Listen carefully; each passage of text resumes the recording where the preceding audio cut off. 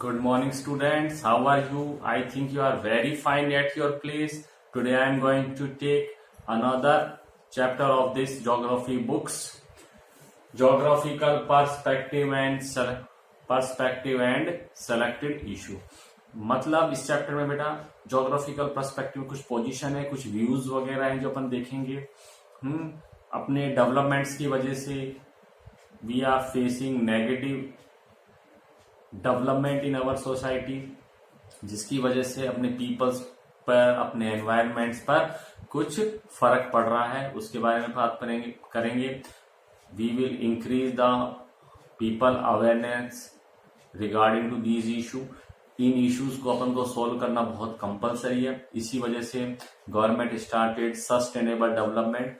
Sustainable development को फिर से मतलब बता देते हैं, without a development which develop our society without damaging our environment.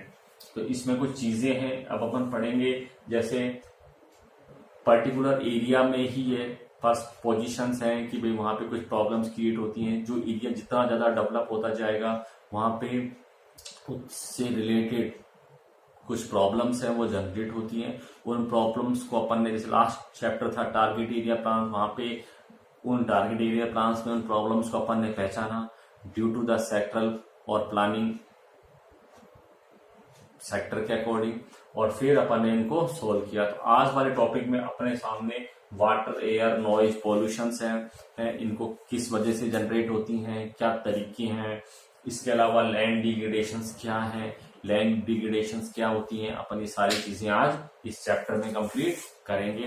तो अपन एक रीडिंग सी हल्की सी लगा लेते हैं। आपने इस चैप्टर को काफी टाइम पहले पढ़ा था। एनवायरमेंटल पॉल्यूशन अपने डेवलपमेंट्स की वजह से, अर्बनाइजेशन, इंडस्ट्रियलाइजेशन की वजह से पॉल्यूशन होता है, जिसकी वजह से अपना एनवायरमेंट खराब हो जाता है। उस एनवायरमेंट में क्या क्या चीजें होती हैं, वाटर है, एयर है, लैंड है। Environment pollution result from the release of the substance and energy from waste product of human activity। Human activities का जो वेस्ट प्रोडक्ट है उसकी वजह से एनवायरमेंट प्रॉब्लम होती है। There are many types of pollution, there are classified basis of the medium through which pollutant are transported and diffuse.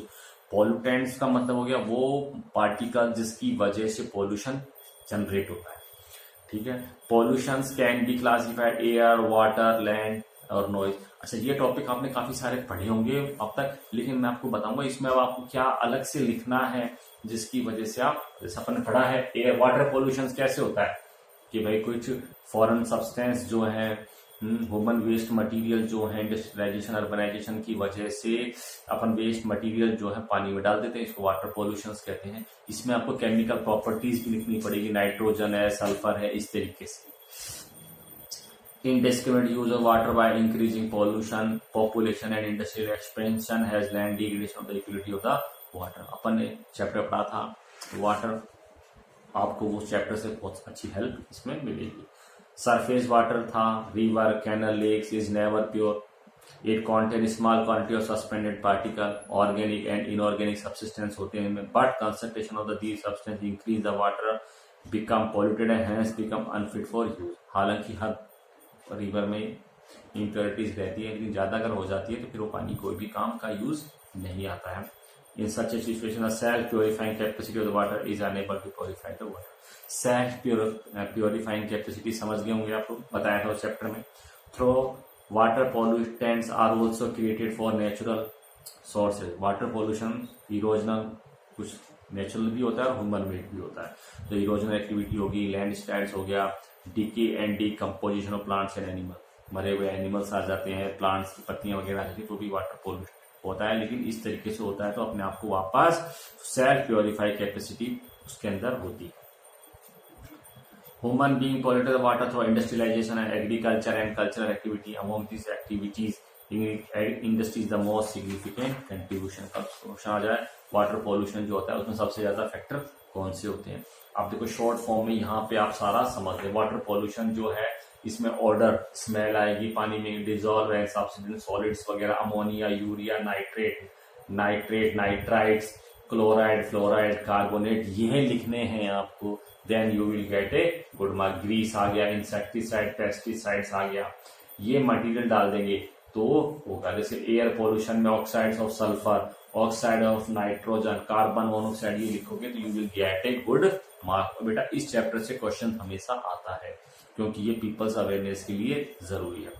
Industrial produce several undesirable products including industrial waste, pollutant waste water, poisonous gas, chemical, ये सारा material डाला जाता है जिसकी वजह से dust भी आती है, स्मोक आता है। Waste decompose in running water और lake, consequently poisonous element reach the reservoir, पानी के अंदर पहुंचते हैं, वाटर पॉल्यूशन हो जाता है। लेदर, पल्प और अदर जो इम्प्योरिटीज है वो डाली जाती है। तो इंसेक्टिसाइड, पेस्टिसाइड, जो भी अपन ने यहाँ पढ़ा है वो का वो ही यहाँ पर लिखा हुआ है, ध्यान देना। Fertiliser introduce and increasing the nitrate content of surface water. Cultural activity, अब कुछ कल्चरल एक्टिविटीज की वजह से भी वाटर पोल्यूट होता है, जैसे पिलग्रिमेज, अपन नदियों में जाके नहाते हैं, गंदे शरीर होता है, नहा लेते हैं। अपने वेस्ट कपड़े जो है, मैंने देखा था गंगा रिवर के पास में लोग अपने गंदे कपड़े भी वहीं पे छोड़ देते हैं। इसके अलावा फूल पत्ती वगैरह डालते हैं, और भी नारियल वगैरह बहुत सारी चीजें हैं अपन डालते हैं, अस्थियां भी अपन डाल देते हैं। इस वजह से cause water pollution in India, almost all surface water resources are contaminated and fit for human consumption. लगभग इंडिया के सभी पानी में, नदियों के पानी के अंदर ये है। Water pollution is a source of various water borne disease, इससे वाटर बॉर्न डिजीज हो जाएगा, जैसे डायरिया वगैरह की अपन ने बात करी थी, ठीक है। डायरिया, इंटेस्टाइन वॉर्म, हेपेटाइटिस, मैंने बताया था आपको, जो टाइफाइड होता है वो वाटर बॉर्न डिजीज में आता है। एयर पोल्यूशन जब अपन ने पढ़ा था, oxide of sulphur, oxide of nitrogen, carbon monoxides वगैरह ये हैं। अर्बनाइजेशन की वजह से, इंडस्ट्रियलाइजेशन की वजह से, स्मोक की वजह से जो है एयर पोल्यूशन होता है। एक आपने नाम सुना होगा एसिड रेन। एसिड रेन का फैक्टर क्या है, वो एयर पोल्यूशन ही है, क्योंकि वाटर जो है एवोपरेट होकर ऊपर जाता है, कंडेंसेशन होता है, तो एवोपरेट होकर जाता है, वो प्योरिश फॉर्म ऑफ वाटर होता है, प्योर पानी जाता है। कितना ही गंदे पानी से आप एवोपरेशन कर लो, पानी प्योर वाटर ही ऊपर जाएगा। और फिर जब वो एनवायरनमेंट से जब नीचे आता है पानी, जब रेनी सीजन चल रहा है, तो अपन को पानी डायरेक्ट रेन में नहीं नहाना चाहिए, थोड़ा 5-10-15 मिनट हो जाए रेन होते हुए फिर नहाना चाहिए, क्योंकि इम्प्योरिटीज होती है अपने एनवायरनमेंट में, डस्ट स्मॉक्स वगैरह, वो सारी पानी के साथ नीचे आ जाए तब अपन को नहाना चाहिए। एयर पॉल्यूशन को अब सुनो, अब तक मैंने रीजन बताए, इससे क्या क्या इम्पैक्ट पड़ता है तो ध्यान रखना। सर्कुलेटरी सिस्टम गड़बड़ा जाता है अपना, स्किन प्रॉब्लम हो जाती है, ये आपको लिखना पड़ेगा। Various fuel sources, energy consumption of fossil fuel की वजह से, माइनिंग इंडस्ट्रीज की वजह से, कंस्ट्रक्शन वर्क की वजह से भी एयर पोल्यूशन अपना होता है, ठीक है। अपने रेस्पिरेशन सिस्टम पर, नर्वस सिस्टम और सर्कुलेटरी सिस्टम जो है ये अपना खराब हो जाता है। ये लिखोगे तो अच्छा लगेगा। Smoky fog over cities cause, urban smoke is cause by atmospheric pollution की वजह से बन जाती है। Rain water analyse urban environment was indicated that pH value in first rain after summer is always lower than the subsequent. PH की जो है कम होता है पोल्यूशन की वजह से। नॉइज पोल्यूशन किसकी वजह से होता है, अर्बनाइजेशन की वजह से होता है, इंडस्ट्रियलाइजेशन की वजह से होता है, व्हीकल्स की वजह से होता है, कंस्ट्रक्शन वर्क की वजह से नॉइज पोल्यूशन होता है, जिसकी वजह से वो अपना नर्वस सिस्टम खराब हो जाएगा, सर्कुलेटरी सिस्टम जो है वो खराब हो जाएगा, हेडेक वगैरह रहेगा। सोर्स नॉइज पोल्यूशन आता है various factory, mechanise construction, demolition work, automobiles and aircraft वगैरह, एरोप्लेन्स वगैरह जहाँ होते हैं वहां पे भी होता है। और इसको एयर नॉइज पोल्यूशन को जो मेजर करते हैं अपन डेसिबल्स में, डीबी में करते हैं, ध्यान रखना है। इसके लिए अब अपन को क्या मेजरमेंट्स अपनाएं कि भाई अपना जो एयर पोल्यूशन है, ये नॉइज पोल्यूशन है, ये कम हो जाए। वाटर पोल्यूशन के लिए जैसे बता दिया कि वाटर जो पोल्यूटेंट हैं उनको जाने से रोका जाए, रिवर की self generate clearing capacity generate की जाए। इसी तरह से नॉइज किस वजह से हो रहा है, व्हीकल्स में प्रॉपर ग्रीसिंग वगैरह करके रखे हैं अपन, हैं जहाँ पे नॉइज ज्यादा होती है वहां पे नॉइज प्रूफ रूम्स बनाए जाए। एयर पोल्यूशन जिस वजह से हो रहा है उन पार्टिकल्स को कम कर दिया जाए, एफोरेस्टेशन ज्यादा किया जाए, ठीक है। ये आपने पढ़ा हुआ, इसलिए मैं आपको थोड़ा सा ज्यादा नहीं बता रहा, जो अलग चीज है सिर्फ मैं आपको वो ही बता रहा हूँ। In sea traffic the noise pollution, sea area में भी नॉइज पोल्यूशन होता है। Harbour due to the loading unloading activity being carried industry cause noise pollution but with a varying intensity depending upon the type of industry. Noise pollution is location specific in noise pollution hazard in many metropolitan and big cities in India. And ocean जो है 10 times noisier हो गया today 40 year से, वो 40 साल पहले और आज का कंपैरिजन करते हैं तो 10 टाइम्स नॉइजर हो गए, क्योंकि वहां पे अपने जो शिप्स वगैरह हैं वो चलते हैं, उनके हॉर्न वगैरह जो हैं वो चलते हैं इस वजह से। Urban waste disposal, urban waste जैसे अपन कूड़ा वगैरह कचरा वगैरह जो होता है उसकी वजह से भी पोल्यूशन क्रिएट हो रहा है। वो कचरा इधर उधर बिखरा रहता है, उसमें से स्मेल्स वगैरह निकलती है, कई प्रकार के जो डिजीज हैं वो जनरेट हो जाते हैं। अब गवर्नमेंट क्या कर रही है, इस सेक्टर में कुछ नई टेक्नोलॉजी लेकर आई है, इस अर्बन वेस्ट से भी एनर्जी जो है वो डेवलप की जा रही है। तो आपके लिए ये नया है, ये आपको पता नहीं। मैंने क्या कहा, अर्बन वेस्ट डिस्पोजल में ह्यूमन वेस्ट एक्टिविटी भी आ गई या ह्यूमन वेस्ट भी आ गया, ह्यूमन बायोलॉजिकल वेस्ट आ गया, प्लस में जो ह्यूमन बीइंग जो है अपने घर में कचरा निकाल देते हैं। कचरा बोले तो सॉलिड वेस्ट, जैसे प्लास्टिक पार्टिकल्स हो गए, ग्लास पार्टिकल्स हो गए, ये सॉलिड वेस्ट के अंदर आते हैं। ठीक है, जब भी तो आपने देखा होगा अपने यहाँ पे जो नगर पालिका की जो गाड़ियां आती हैं, आपने कई बार देखा होगा डस्टबिन का कलर भी अलग अलग होता है।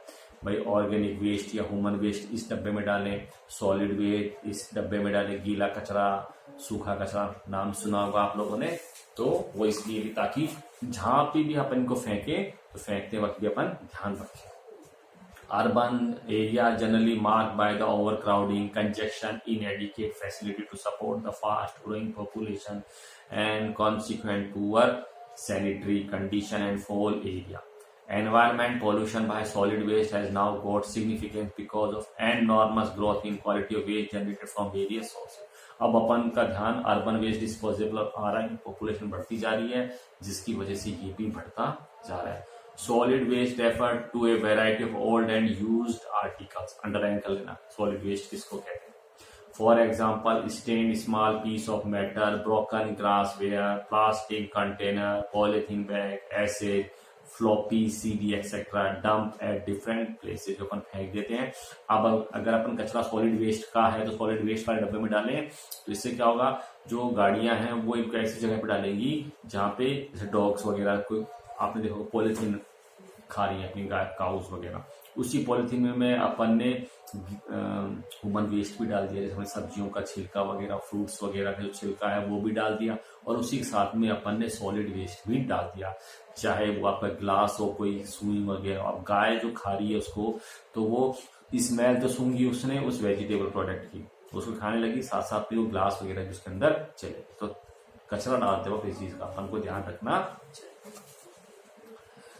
These discarded material are used, also termed as refuse, garbage and rubbish etc. are disposed to sources, household or domestic establishment and industrial or commercial establishment. इसका भी ध्यान रखा जाता है कि इंडस्ट्रियल कचरा है उसको कहाँ डालना है और डोमेस्टिक जो कचरा है उसको कहाँ डालना है, और डोमेस्टिक कचरे को भी, गार्बेज को भी अपन ने कुछ पार्ट्स में बांट दिया है।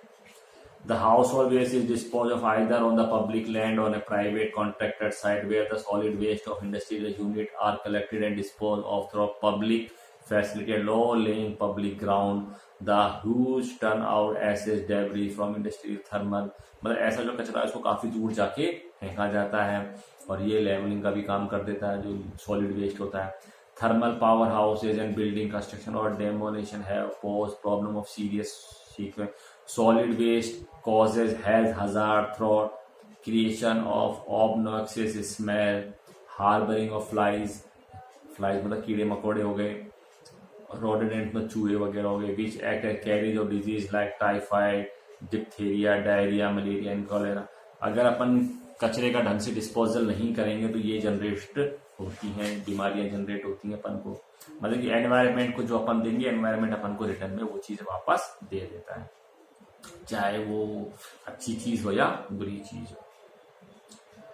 Concentration of industrial unit in and around urban center give rise to disposal of industrial waste. Dumping of the industrial waste into river lead to water pollution from city-based industry and untreated untreated sewage, यानी कि उस पानी का, उस waste का proper treatment करके अपन को छोड़ना चाहिए। प्रॉपर ट्रीटमेंट करके नहीं छोड़ेंगे तो बहुत सारी समस्याएं आ जाएंगी। These waste cause a frequently nuisance as river pollution from city-based industry and untreated हो गया। Urban waste disposal is a serious problem in India. In metropolitan cities like Mumbai, Kolkata, Chennai, about 90% of solid waste is collected and disposed. But in most of the other cities and towns in the country, about 30 to 50% of waste generated and left uncollected. हालांकि urban area में 90% जो कचरा collect कर लिया जाता है और उसको पर्टिकुलर जगह पे छोड़ दिया जाता है, लेकिन फिर भी कुछ एरिया ऐसे हैं वहां पे अनकलेक्टेड रह जाता है और वो इधर उधर यूं ही बिखरा रहता है। In open space between house and waste land leading to serious health hazard. These waste should be treated as resources and utilised by generating energy and compost. मैंने बताया आजकल कचरे से भी इलेक्ट्रिसिटी और एनर्जी जनरेट की जा रही है। Untreated waste ferment slow and release toxic biogas to the atmosphere including methane वगैरह नहीं होती। रूरल अर्बन माइग्रेशन हो रहा है।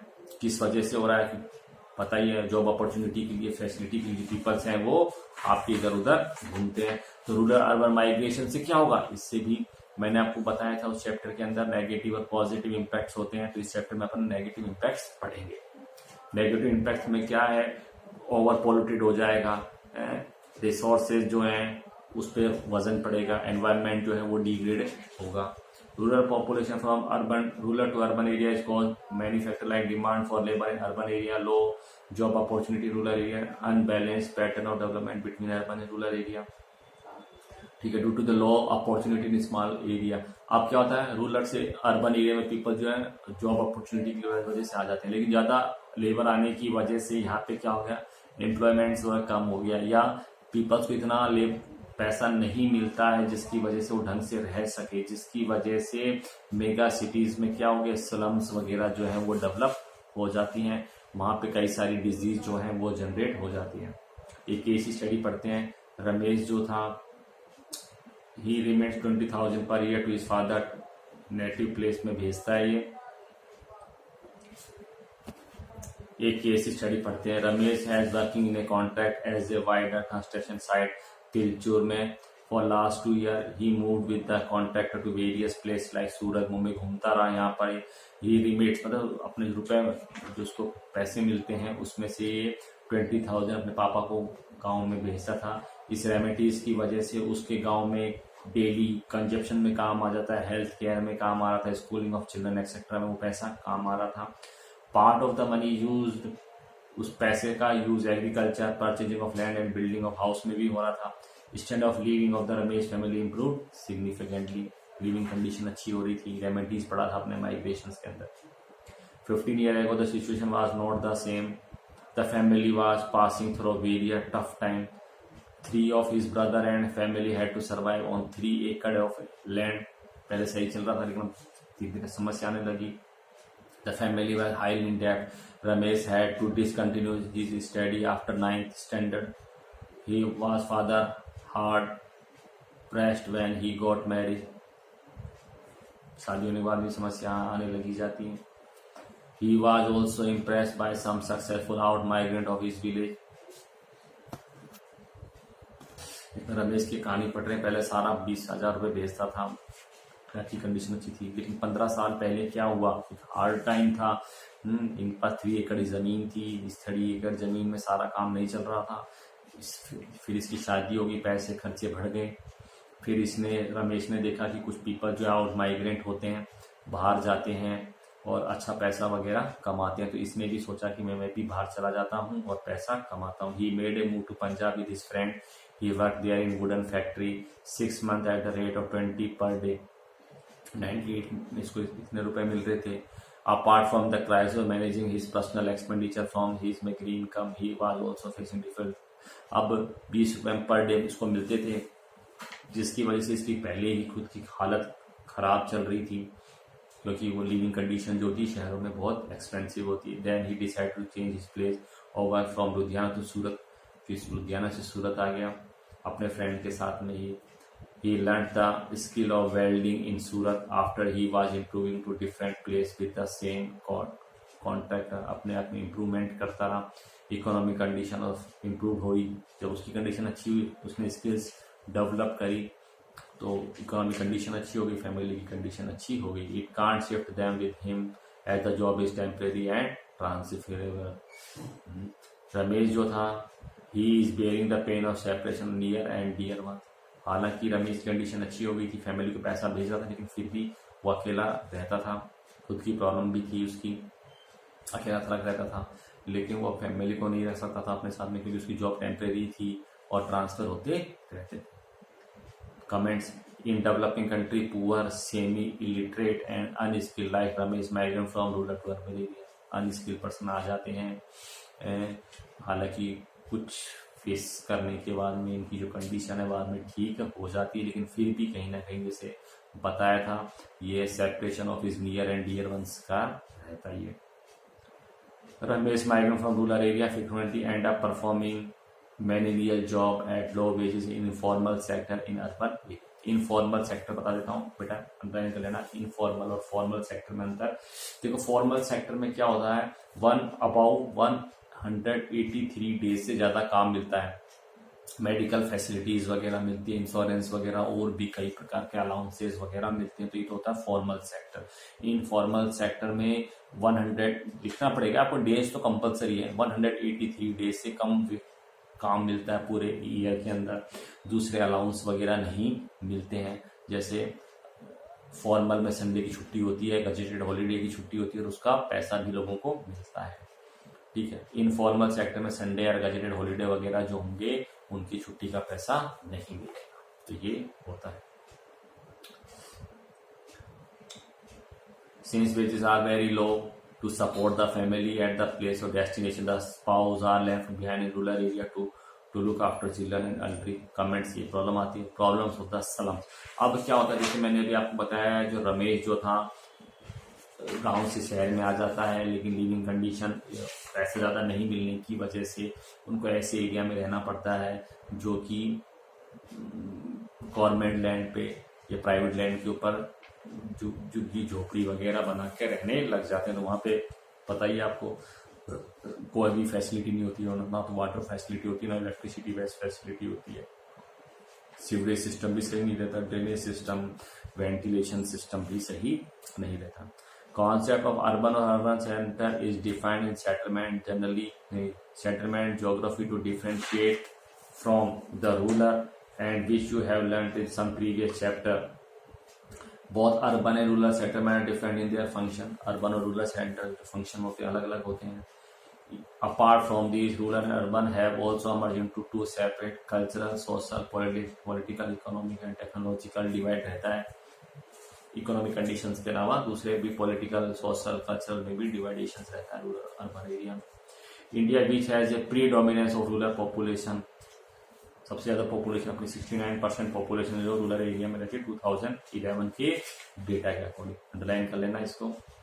Where village were considerable to the ideal republic by the Mahatma Gandhi, most of the rural area are still poor performing primary activity, most of the village exit appendix, these may give impression the urban center more differentiated in terms of social economy, झुग्गी झोपड़ी वगैरह हो जाती है। slums are residential area of the least choice, poor hygienic conditions होती है, poor ventilation, lack of basic amenities like drinking water नहीं मिलता, light toilet facility यहाँ पे नहीं होती है। these area overcrowded, narrow streets होती हैं, hazards वगैरह में परेशानी हो जाती है, आग लग जाए तो आदमी निकल नहीं पाता। Most of the slum population work in low-paid, high-risk-prone, unorganized sector of the urban economy. Unorganized sector के ज़्यादातर पीपल जो हैं इन्हीं एरियाज के अंदर रहते हैं। ये यहाँ से पढ़ा रहा हूँ, इसको नोटेड कर लेना। अंडर न्यूट्रलाइज प्रोन मतलब हर तरह की समस्या इन एरिया में रहती है। यहाँ पे न्यूट्रिशन वगैरह पीपल्स को सही नहीं मिलता, जिसकी वजह से डिजीज और इलनेस जो है तेजी से इन पीपल्स को पकड़ लेती है। प्रॉपर एजुकेशन नहीं दे पाते हैं यहाँ के रहने वाले people. The poverty make them vulnerable to drug abuse, और इस गरीबी की वजह से ड्रग अब्यूज हो जाते हैं, गलत संगत में पड़ जाते हैं, एल्कोहलिज्म लेने लग जाते हैं, शराब वगैरह पीने लग जाते हैं, क्राइम को अडॉप्ट कर लेते हैं, अपाथी एंड अल्टीमेटली सोशल एक्सक्लूजन। ठीक है, अब ले लेते हैं लैंड डिग्रेडेशन। लैंड डिग्रेडेशन का मतलब होता है लैंड का खराब होना। लैंड का खराब दो तरीके से हो सकता है, ह्यूमन बेस्ड और नेचुरल। नेचुरल में अर्थक्वेक आ गया, लैंड स्लाइड्स वगैरह हो गया, इरोजन्स वगैरह हो गया, इससे वजह से लैंड खराब हो जाती है। दूसरा है human factor, industrialisation, urbanisation. Human waste जो होता है ये डिस्पोज किया जाता है ओवर इरीगेशन की वजह से, ओवर ग्रेजिंग की वजह से, डिफोरेस्टेशन की वजह से लैंड डिग्रेड होता है, लैंड का खराब होना।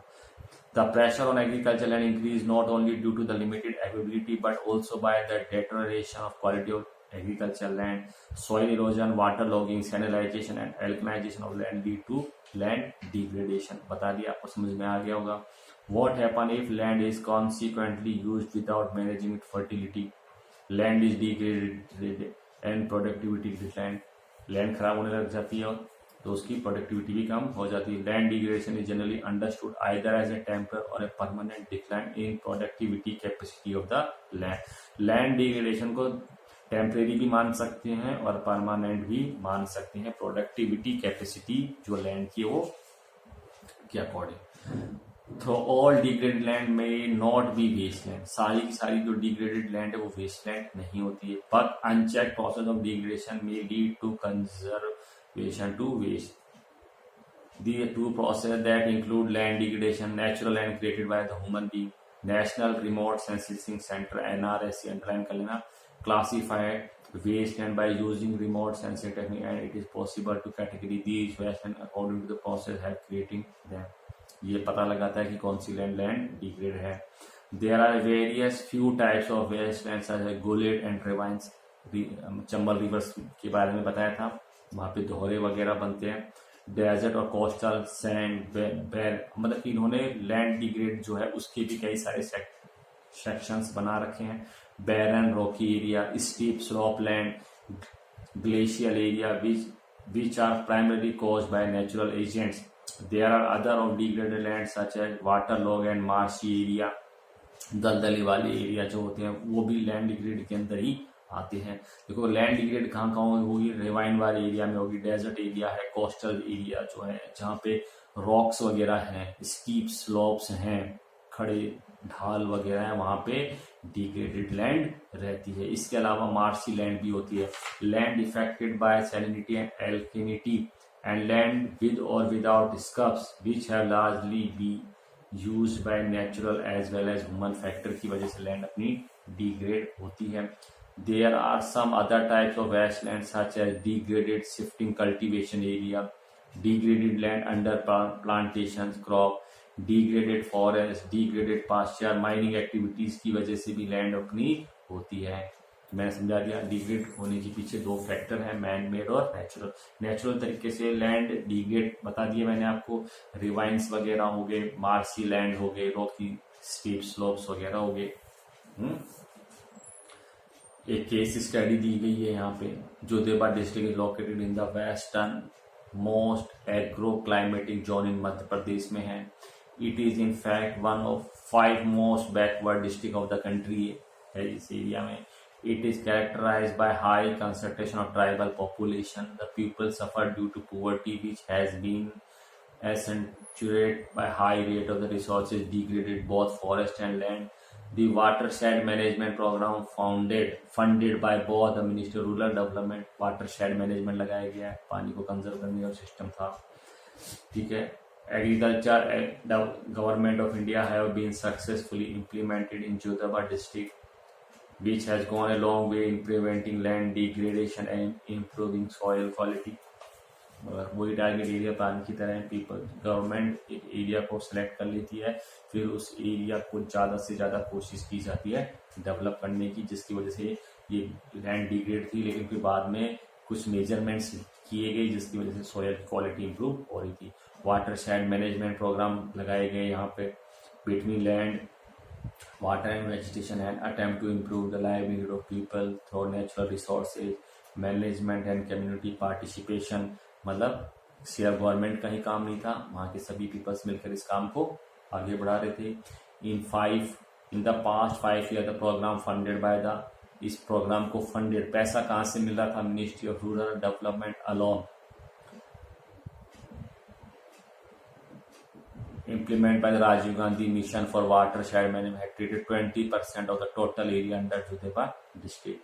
है ये Petlawad block of Jodhpur is located in the northmost part of the district and represented interesting and successful causes of government और NGO मिलकर इस काम को कर रहे हैं. Partnership and community participation in managing watershed program. The hills in Petlawad block, for example, Satrundi hamlet village के example है revitalized large part of common property resources. Each household planted and maintained one tree on the common property. मैंने कहा ना public participation की वजह जरूरी है. लोगों को अवेयर किया जाता है कि भाई हमारे काम करने से नहीं होगा, आप लोग भी जब इस काम में हेल्प करेंगे तो आपका एरिया डेवलप होगा. तो वहाँ पे कंपलसरी कर रखा है कि सभी लोग अपनी कॉमन प्रॉपर्टी लैंड के ऊपर पेड़ वगैरह लगाएंगे. They have planted fodder grass और pasture land, adopted social fencing of these land for at least 2 year. Social fencing करेंगे, बाड़ाबंदी भी करेंगे. Even after that they say there would be no more grazing on this land but still feeding of cattle, and they are thus confident that the pasture they have developed would sustain their cattle in future. बाड़ाबंदी कर दी कि यहाँ पे अपने पशुओं को नहीं चराएंगे. ये पशु जो चारागाह भूमि है इसका इस्तेमाल अपन जब ज़्यादा ही हार्श क्लाइमेटिक कंडीशंस होगी तब करेंगे.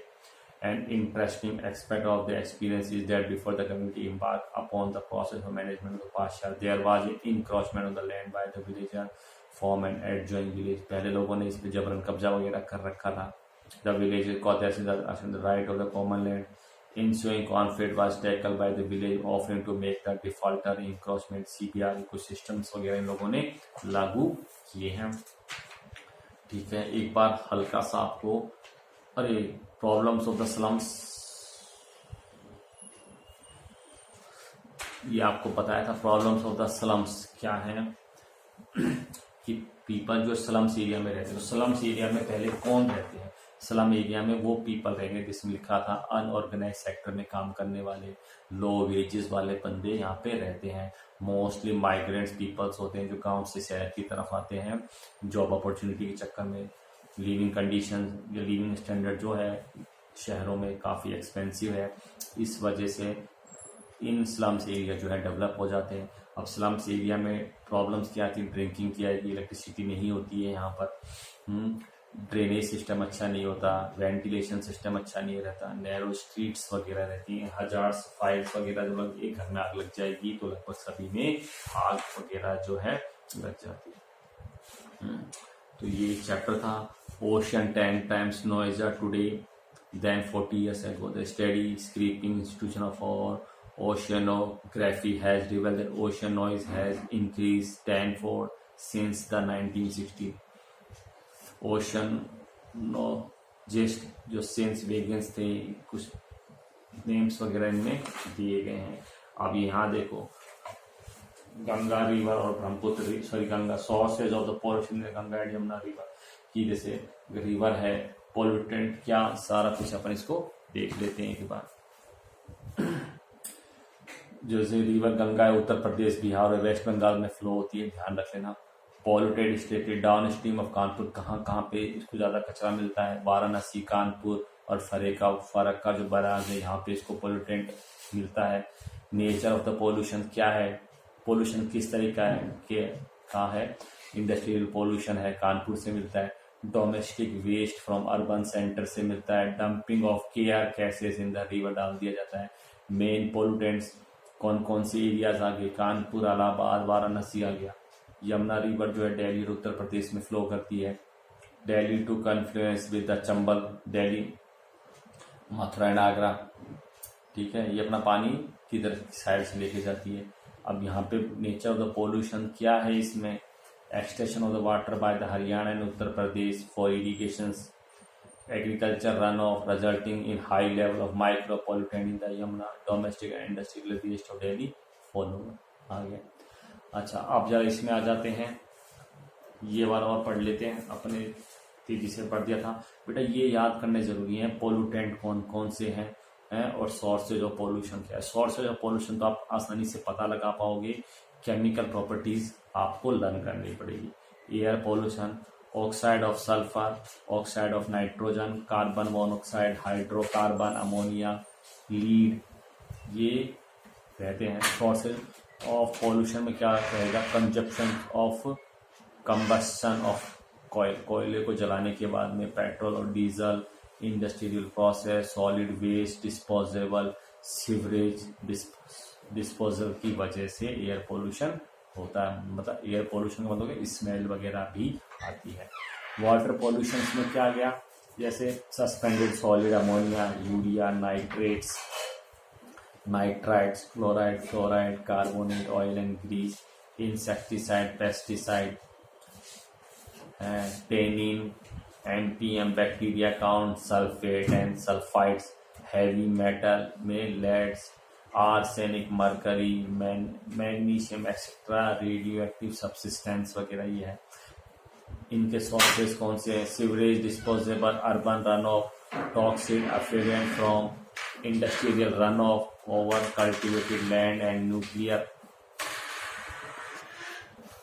लैंड पोल्यूशन कैसे होती है, मैंने बता दिया। ह्यूमन और नेचुरल दोनों फैक्टर होते हैं, ह्यूमन एंड एनिमल, एक्सटीरिया, virus and bacteria, garbage and vectors, थेरेन, pesticide, fertiliser, residue, alkalinity, fluoride, radio active substance की वजह से होता है। Improper human activities, disposable of untreated industrial waste, use of pesticide और फर्टिलाइजर की वजह से होता है। नॉइज पोल्यूशन कैसे होता है, high level of noise about tolerance level, एक लेवल हर आदमी की सुनने की क्षमता होती है। डीजे वगैरह बजाते हैं, जोर जोर से बोलना पड़ता है, नहीं समझ में आता।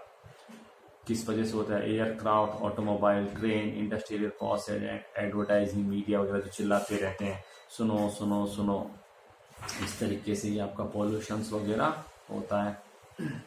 अच्छा, एक वर्ड आया था, smoky fog over cities called as urban smoke is called. Mostly आपको ये दिल्ली में दिखाई देगा और आफ्टर दिखाई देता है आपके दिवाली के बाद। दिवाली के बाद में क्या होता है, बादल वगैरह, क्लाउड्स स्काई के अंदर नहीं रहते हैं, लेकिन फिर भी स्काई ऐसा लगता है सूरज की जो सनलाइट है, सन की जो सनलाइट है वो अर्थ पर नहीं आ पाती है या उस सिटी में नहीं आ पाती है, वहां पे एक धुएं का बादल बन जाता है, उसी को स्मोकी फॉग बोलते हैं।